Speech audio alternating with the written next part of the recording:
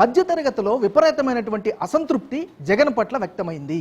అంటే మేము పన్నులు కడుతున్నాం, మేము కట్టినటువంటి డబ్బుల్ని వేరే వాళ్ళకి పంచిపెడుతున్నారు, కానీ మాకేమి అనేటువంటి ఒక ప్రశ్న మిడిల్ క్లాస్లో బాగా వ్యక్తమైనటువంటి పరిస్థితి కనిపించింది.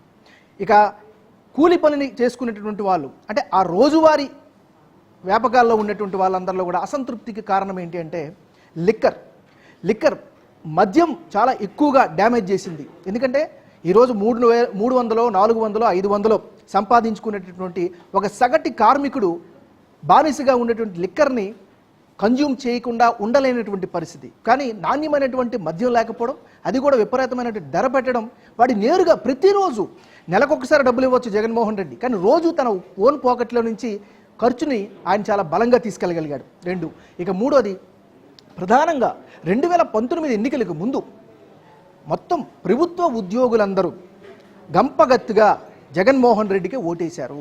కానీ కరెక్ట్గా 2 సంవత్సరాలు తిరిగేసరికల్లా ప్రభుత్వ ఉద్యోగులందరూ కూడా ఏకపక్షంగా నిలిచారు. ఒక రకమైనటువంటి అసహనానికి గురయ్యారు, ఆవేదన వ్యక్తపరిచారు.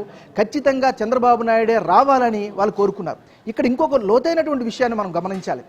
ముఖ్యంగా ప్రభుత్వ ఉద్యోగుల్లో ఒక ఫినామినా కనిపిస్తుంది. వాళ్ళకి అదనంగా ఏమి ఇవ్వకపోయినా పర్వాలేదు, కానీ వాళ్ళకి రావాల్సినటువంటిది, ఇవ్వాల్సినటువంటి వాటిలో ₹1 తక్కువైనా వాళ్ళు సహించరు.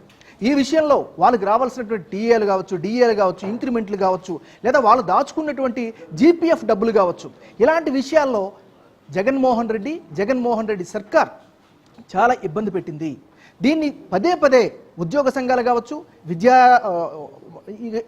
ఇతరత్ర ఉద్యోగులు కావచ్చు, ముఖ్యంగా టీచర్లు చాలా బలంగా నమ్మారు, బలంగా వ్యతిరేకించారు. ఇదొక